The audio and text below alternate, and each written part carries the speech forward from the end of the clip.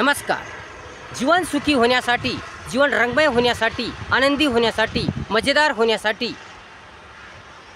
मजेशीर, शानदार, सुंदर होण्यासाठी शिक्षणाची गरज आहे. पण प्रत्येकाने शिक्षण घेतलं पाहिजे. शिक्षण नसेल तर त्याचे जीवन सुखी होत नाही, आनंदी होत नाही. कारण शिक्षण नाही तर माणसाला काहीच कळत नाही, काहीच समजत नाही. म्हणून शिक्षण असलं पाहिजे, तेही सुशिक्षण असलं पाहिजे, चांगलं दर्जेदार उत्तम शिक्षण असलं पाहिजे. म्हणून त्याने शिकलं पाहिजे, शिक्षण घेतलं पाहिजे. कारण शिक्षण ही काळाची गरज आहे.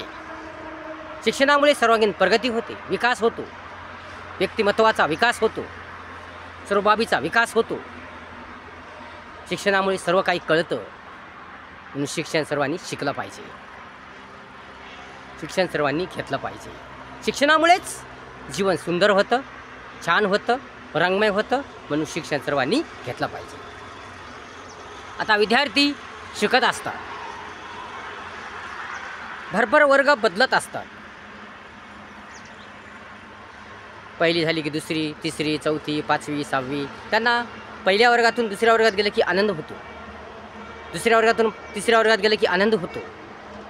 परंतु भरभर वर्ग बदलणं, भरभर पुढे जाणं, वर्गावर वर्ग बदलणं, पास होणं, पास होत राहणं, यास खरी प्रगती म्हणतात का? नाही. यास खरा विकास म्हणतात का? नाही. तर शिक्षण म्हणजे माणसाचा, त्या विद्यार्थ्याचा, व्यक्तीचा पूर्ण विकास झाला पाहिजे. आपण का शिकतो, कशासाठी शिकतो, का शिकलो, कशासाठी शिकलो, याचा मतितार्थ कळाला पाहिजे. याचा मतितार्थ कळणं म्हणजे शिक्षण होय. म्हणून शिक्षण का शिकायचं, कशासाठी शिकायचं, याचा अर्थ कळणं म्हणजेच शिक्षण होय. भरभर पुढे जाणं, वर्गावर वर्ग बदलणं, सतत वर्ग बदलत राहणं, पुढे जाणं, या शिक्षण म्हणत नाहीत. तर त्या विद्यार्थ्याची सर्वांगीण प्रगती झाली पाहिजे, विकास झाला पाहिजे. तो भरभर वर्ग बदलत राहतो, परंतु त्याचं काहीतरी कच्चं राहून जातं, बेसिक कच्चं राहून जातं. मग काय उपयोग? शिक्षण असं असतं की मनुष्याला चांगलं काय, वाईट काय, योग्य काय, अयोग्य काय जे कळतं. जीवन कसं जगावं, व्यवहार कसा करावा, व्यवसाय कसा करावा, कोणासोबत कसं वागावं, कसं बोलावं, कसं राहावं, वृत्ती कशी करावी, व्यवहार कसा करावा, हे सर्व कळणं म्हणजे शिक्षण होय. म्हणून शिक्षण हे माणसाला शहाणपण शिकवते, समजदारपणा शिकवते. म्हणून शिक्षण शिकत असताना विचारपूर्वक, काळजीपूर्वक शिकला पाहिजे, शिक्षण घेतलं पाहिजे. विद्यार्थ्याने नववीपर्यंत जाईपर्यंत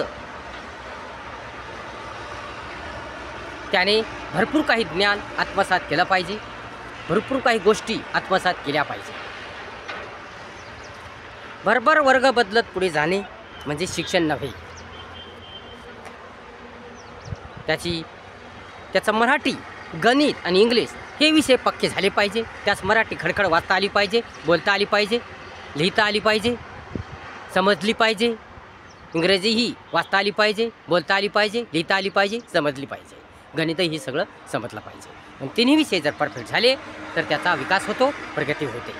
तसेच त्यानं भरभर वर्ग बदलून पुढे जाणे म्हणजे प्रगती नव्हे, विकास नव्हे. माणसाचं विद्यार्थ्याचं जीवन सुखी होण्याचे 4 पर्याय आहेत. विद्यार्थ्याने जर एका ध्येयासाठी शिकत राहिलं, त्याने एक ध्येय ठेवलं आणि त्या ध्येयासाठी तो सतत पुढे जात राहिला, वर्गावर वर्ग बदलत राहिला आणि त्या ध्येयासाठी तो ध्येय पूर्ण करण्यासाठी त्याने खूप मेहनत केली, संघर्ष केला, खूप अभ्यास केला, परंतु तरीही तो कधी वेळेस सक्षम होत नाही. कारण आज स्पर्धात्मक युग आहे, अतितटीचं युग आहे, आज स्पर्धेचं युग आहे. या अतितटीच्या स्पर्धेच्या युगामध्ये निभाव लागणं कठीण आहे. म्हणून प्रत्येक विद्यार्थ्याने 4 पर्याय ठेवले पाहिजे, बाकी 4 पर्याय ठेवलं पाहिजे. 4 मार्ग खुले ठेवले पाहिजे. म्हणजे एका मार्गात जर त्याला अपयश आलं तर त्याने दुसरा मार्ग निवडायचा, दुसऱ्या मार्गात जर त्याला अपयश आलं त्याने तिसरा मार्ग निवडायचा, तिसऱ्या मार्गात जर त्याला अपयश आलं आणि चौथा मार्ग निवडायचा. म्हणून त्याने 4 मार्ग ठेवले पाहिजे. त्याने शिक्षण सोडवू नये, त्याने शिकत राहावं. परंतु शिक्षण शिकत शिकत त्याने जे 3 पर्याय आहेत बाकी राहिलेले त्या 3 पर्यायाचा उपयोग करावा. आणि जर त्याच्यात एका याच्यामध्ये त्याला अपयश आलं तर तो दुसऱ्या पर्यायाचा उपयोग करू शकतो. आता हे 4 पर्याय कोणते, 4 मार्ग कोणते, तर 9वीपर्यंत समजा जाईपर्यंत त्याने जेवढा रिकामा त्याला वेळ भेटेल, सुट्ट्याचा असो कोणता वेळ असो, त्या वेळेचा त्याने यथार्थपणे उपयोग केला पाहिजे. त्याला जो छंद असेल त्या छंदाचा त्याने उपयोग केला पाहिजे. त्याला जी आवड आहे त्या आवडीचा त्याने उपयोग केला पाहिजे. काही जणांनी इलेक्ट्रॉनिकचं दुकान म्हणा, मेडिकलचं दुकान म्हणा, असे चांगले ज्याच्यातून काही शिकता येतं, ज्याच्यातून काही घडवता येतं, अशा चांगल्या दुकानावर राहिलं पाहिजे. मेडिकलच्या दुकानावर राहिल्यामुळं सगळ्या औषधाची ओळख होईल. सर्व कोणतं औषध कधी घ्यावं, कोणतं औषध कधी घेऊ नये, या सर्व औषधाची त्याला माहिती होईल आणि नंतर त्याला सोपं जाईल. तसेच इलेक्ट्रॉनिकच्या दुकानावर जर राहिलं तर त्याला सर्व इलेक्ट्रॉनिकची माहिती होईल. आणि मग कुठेही त्याचा घरचा फॅन बिघडला असेल, कुठेही असेल, तर तो पुढे यश त्याला मिळालं नाही तर त्याला हा पर्याय बाकी राहतो. म्हणजे त्याने मेडिकलच्या दुकानावर केला असेल, इलेक्ट्रॉनिकच्या दुकानावर केला असेल, या चांगल्या माहितीच्या दुकानावर त्यानं काम केलं असेल, कम्प्युटरच्या दुकानावर काम केलं असेल, कुठे कोणत्याही दुकानावर काम केलं असेल, तर ही माहिती त्याला त्याच्या मनात राहते, ही सर्व त्याला येते. तो मेकॅनिक राहतो आणि तो पुढे जर यशस्वी झाला, त्याला यश आले नाही तर तो हे काम करू शकतो आणि पैसा कमवू शकतो. म्हणून त्याला हा पर्याय आहे. म्हणून त्याने शिक्षण शिकत हे सुद्धा काम केलं पाहिजे. आता कोणाला चित्रकलेची आवड असते, कोणाला फॅशनची आवड असते, म्हणजे अशा प्रत्येकाची आवड ज्याची त्याच्याप्रमाणे आवड असते. म्हणून आपला रिकामा वेळ याच्यामध्ये त्याने घातला पाहिजे. हा एक पर्याय आहे. म्हणून शिक्षण शिकत त्याने एक तर इलेक्ट्रॉनिकचे दुकान, मेडिकलचे दुकान किंवा कम्प्युटरचं दुकान हे शिकून जर त्याने शिकलं तर त्याला तो नंतर काम येणार आहे आणि तो बेरोजगार होणार नाही आणि त्याला ही काम तो करू शकतो आणि पोट भरू शकतो. पुढे जर त्याला शिकण्यात अपयश आलं तर, त्याला नोकरी जर नाही लागली तर, हा एक पर्याय आहे. आता दुसरा पर्याय, त्याचं 9वीपर्यंत शिक्षण झालं, 10वी झाली त्याची आणि 10वी पास झाल्यानंतर त्याने ITI केला पाहिजे. 10वीच्या अगोदरच त्याने MSc पूर्ण केली पाहिजे, कारण MSc 10वीच्या अगोदर करणं आवश्यक आहे. MSc झाली की लगेच 10वी झाल्यानंतर त्याने टायपिंग करायची, टॅली करायची आणि 10वीला जर जास्त मार्क असतील तर त्याला इलेक्ट्रॉनिक कोर्स मिळतो. म्हणून त्याने ITI करायला पाहिजे. ITI जर केला, ITIमध्ये जर मार्क जास्त असतील त्याला इलेक्ट्रॉनिकचा कोर्स मिळतो. जर मार्क कमी असतील तर त्याला कोणताही दुसरा कोर्स मिळू शकतो. इंजिनियरचा मिळेल, कोणताही मिळेल, त्या ITIच्या 10वीच्या मार्कानुसार निश्चित असतं आणि याप्रमाणे त्याला कोर्स मिळतो. आणि हा त्याचा दुसरा पर्याय आहे. त्याने शिक्षण सोडू नये, शिकत करावे. शिक्षण सोडून द्यायचं नाही, त्याचं 10वी 12वी 13वी चालू शिकवायचं, परंतु हे करत हा एक पर्याय आहे. म्हणून हा त्याने पर्याय पूर्ण करावा. त्यासाठी MSc टायपिंग, टॅली हे करणं आवश्यक आहे. म्हणून हे तुझं त्यानं करावं, हे त्याचा दुसरा पर्याय आहे. पुढे जरी त्याला यश आले नाही तर त्याचा हा दुसरा पर्याय जर आलो त्याला करता येईल, त्याला ऑपरेटर होता येईल. आता तिसरा पर्याय कोणता? आता त्याची 10वी झाली, 11वी झाली, आता 12वी पास झाला, हे की नाही. आता 12वी पास झाल्यावर नंतर ज्या 12वीच्या याच्यावर ज्या स्पर्धा परीक्षा असतात त्या जर त्याने दिल्या, त्याचा जर त्याने कसून अभ्यास केला, चांगला अभ्यास केला, मन लावून अभ्यास केला, जनरल नॉलेजची पुस्तकं वाचली, पहिल्यापासूनच त्याला हे करायचं म्हणून त्यानं पहिल्यापासूनच जर जनरल नॉलेजची पुस्तकं वाचली, वर्तमानपत्र वाचली, पहिल्यापासूनच 7वी 5वी 6वी 7वीपासूनच त्याने जनरल नॉलेजची पुस्तकं वाचत आला, हे की नाही. शब्द वाचले, जनरल नॉलेजची पुस्तक वाचले, सगळं जेवढे जनरल नॉलेज आहे आपल्या शेतीवर, आपल्या देशावर किंवा एका वेगळ्या संस्कारावर, क्रिकेटवर, खेळावर, सगळ्या बाबीवरचं जनरल नॉलेज असतं.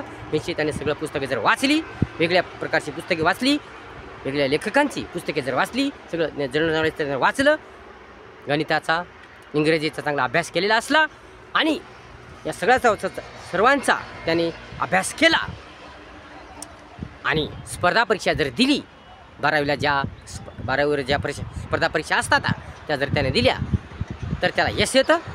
आणि जर तो त्याच्यामध्ये जर पास झाला तर त्याला पुढे शिकण्याची गरज नसते आणि तो त्याच्यात लागून जातो. कोणतेही स्पर्धा परीक्षा त्याला लागून जातो आणि त्याला चांगलं त्याचं जीवन चांगलं होतं. म्हणून हा एक तिसरा पर्याय त्याने ठेवला पाहिजे. हा तिसरा पर्याय स्पर्धा परीक्षा देणं हा तिसरा पर्याय त्याचा आहे. आता चौथा पर्याय तो पुढे शिकत गेला. समजा त्याची 13वी झाली, 14वी झाली, 15वी झाली. 15वी समजा कंप्लीट झाली, शिक्षण कंप्लीट झालं तर त्याला पुढे शिकायचं झालं 15वी डी एड करता येतं. पुढे जर शिकायचं झालं एम एड बी करता येतं. आणि त्याला जर त्याचा कोर्स जे कोर्स असेल सायन्स असेल तर त्याला डॉक्टर इंजिनियर बनता येतं. जर त्याचं कॉमर्स असेल तर त्याला मॅनेजर क्लर्क होता येतं. त्याचं आर्ट असेल तर त्याला शिक्षक प्राध्यापक असं वगैरे त्याला करता येतं. त्याच्या फॅकल्टीनुसार त्याला होता येतं. हा त्याचा चौथा पर्याय. पण त्याचं शिक्षण पूर्ण झाल्यानंतर त्याला जो मिळणारा त्याच्यात जर तो शिक्षण पूर्ण झाल्यानंतर डॉक्टर इंजिनियर होण्यात तो यशस्वी झाला, या क्लर्क मॅनेजर होण्यात यशस्वी झाला, या प्राध्यापक प्रोफेसर या प्रिन्सिपल होण्यात तो यशस्वी झाला तर त्याचं जीवन चांगलंच होईल. हा त्याचा चौथा पर्याय, चौथा मार्ग. म्हणजे हे असे 4 मार्ग आहेत शिक्षणाचे. म्हणून विद्यार्थ्याने केवळ एकाच मार्गाची धडपड करू नये, तर त्याने या 4ही मार्गाचा अवलंब केला पाहिजे. तर त्याचं जीवन सुंदर होईल, चांगलं होईल, रम्य होईल, सुंदर होईल, मजेदार होईल, मजेशीर होईल. म्हणून त्याने या 4 मार्गाचा अवलंब करावा, हे 4 क्षेत्र निवडावं. म्हणून त्याने प्रथमच शाळेत गेल्या तेव्हापासूनच जनरल नॉलेजची पुस्तकं, वेगळ्या प्रकारची पुस्तकं, शब्द, क्रियापदं अशा वेगळ्या प्रकारचे वाचणं आवश्यक आहे. आणि आपले जनरल नॉलेज वाढवणं आवश्यक आहे. आपलं जनरल नॉलेज जेवढं आपल्याला वाचलं तेवढं कमीच आहे. म्हणून वेगळ्या प्रकारची पुस्तकं त्यांनी वाचली पाहिजे, वेगळ्या प्रकारचे जनरल नॉलेज घेतलं पाहिजे. कारण हे जनरल नॉलेज आपल्याला नंतर स्पर्धा परीक्षेला कामा येतं. म्हणून त्याने पहिल्यापासूनच वेगळ्या प्रकारची पुस्तकं, जनरल नॉलेज, वेगळ्या प्रकारची माहिती त्याने घेतली पाहिजे. शब्द, क्रियापदं, म्हणी, वाक्प्रचार हे सर्व त्याने वाचलं पाहिजे. जनरल नॉलेजच्या पुस्तकातली देशाविषयी माहिती घेतली पाहिजे, क्रिकेटविषयी माहिती, खेळाविषयी माहिती घेतली पाहिजे, शेतीविषयी माहिती घेतली पाहिजे, आपल्या राजकर्त्याविषयी माहिती घेतली पाहिजे. सगळ्याविषयीची माहिती जनरलच्या पुस्तकात येते. म्हणजे सगळी माहिती त्यानं घेतली पाहिजे. सर्व प्रकारचे जनरलची पुस्तकं त्याने वाचली पाहिजे. त्याचे जनरल नॉलेज त्यानं वाढवलं पाहिजे. तर त्याला हे सर्व जनरल नॉलेज त्याला स्पर्धा परीक्षेला कामा येतं. म्हणून त्याने हे सर्व तयारी केली पाहिजे. म्हणजे पहिल्यापासून त्याने सक्षम असला पाहिजे. केवळ एकाच मार्गाकडे वळणं, केवळ एकच ध्येय ठेवून पुढे चालणं म्हणजे शिक्षण नाही. तर त्याने अनेक प्रकारचे मार्ग धरले पाहिजे आणि या सगळ्याची तयारी त्याने करत राहिलं पाहिजे. शिक्षण शिकत त्याने आपल्या कलांचा, आपल्या जी कला आहे त्या कलांचा त्याने उपयोग करायला पाहिजे. म्हणून त्याने प्रथमपासूनच जनरल नॉलेजची पुस्तके वाचली पाहिजे आणि प्रथमपासूनच त्याने 4 पर्याय ठेवले पाहिजे. 4 पर्याय मी तुम्हाला सांगितले. अशा प्रकारे त्याने 4 पर्यायाचा उपयोग केला तर त्याचे जीवन सुंदर होईल, सुखमय होईल, दर्जेदार होईल, उत्तम होईल. कारण एका मार्गात जर तो अपयश आलं त्याला तर त्याला दुसरा पर्याय आहे, दुसरा मार्ग आहे. दुसऱ्या मार्गात जो तर अपयश आलं तर त्याला तिसरा मार्ग आहे. तिसऱ्या पर्यायात त्याला जर अपयश आलं तर त्याला चौथा मार्ग आहे. आणि या 4 मार्गापैकी एकात तो सक्सेस होणार म्हणजे होणार. त्याचे 4ही मार्ग सक्सेस होणार नाही असं होणारच नाही. त्याच्या 4 मार्गापैकी एका तरी मार्गात तो सक्सेस होतो म्हणजे होतो. म्हणून त्याने पहिल्यापासूनच 4 मार्ग हे ठेवायला पाहिजे, हे 4 पर्याय ठेवायला पाहिजे. आणि या 4 पर्यायाच्या तयारीनेच त्याने अभ्यास करायला पाहिजे, आपली प्रगती करायला पाहिजे, आपला विकास करायला पाहिजे. आणि हे 4 पर्याय जर ठेवले तर त्याला पुढे आत्महत्या करायची वेळ येणार नाही, स्वतःला संपवण्याची वेळ येणार नाही आणि तो बेरोजगारसुद्धा बनणार नाही. म्हणून त्याने हे 4 पर्याय ठेवले पाहिजे. प्रथमापासूनच त्याने तयारी केली पाहिजे. केवळ घोकंपट्टी करू नये, वाचन राहावं, सतत वाचन करायचं. कोणतेही पुस्तक असणार वाचायचं, कोणत्या लेखकाचं असो, कोणाचंही पुस्तक असो वाचायचं, कोणतंही असो वाचायचं. सगळे पुस्तकं त्याने वाचून काढावे. लायब्ररीत जाऊन, वाचनालयात जाऊन त्यांनी सर्व प्रकारची पुस्तके वाचली पाहिजे. सर्व प्रकारचं ज्ञान त्याने घेतलं पाहिजे. कारण जेवढं ज्ञान घेतलं तेवढं कमीच आहे. कारण शिक्षण हे एक अनंत सागर आहे, विशाल सागर आहे. शिक्षण कधी संपत नाही. माणूस संपेल, काळ बदलेल, युग बदलेल, या कोणती उलथापालथ होईल, पण शिक्षण कधी संपत नाही. शिक्षण पण अखंड वाहतच राहते. म्हणून शिक्षण संपत नाही. म्हणून माणसाने सर्व प्रकारचे ज्ञान घेतलं पाहिजे, तर त्याला इथे कामा येतं. एकच ध्येय ठेवून पुढे जाणं बरोबर नाही. म्हणून 4 मार्ग ठरा. विद्यार्थ्यांनो, 4 मार्गाचा अवलंब करा, 4 पर्यायाचा अवलंब करा आणि एका तरी पर्यायात तुम्ही नक्की यशस्वी होसाल. म्हणजे होसाल हे नक्कीच आहे. तुम्ही 4ही मार्ग तुमचे अपेस 4ही मार्ग तुमचे फेल होणार असं ठरणार नाही, असं होणार नाही. म्हणून एका तरी मार्गामध्ये, एका तरी पर्यायामध्ये तुम्ही यशस्वी होसाल म्हणजे होसाल. म्हणून प्रथमापासूनच या 4ही पर्यायाचा वापर करा आणि तुमचं जीवन सुंदर रंगमय बनवा. धन्यवाद.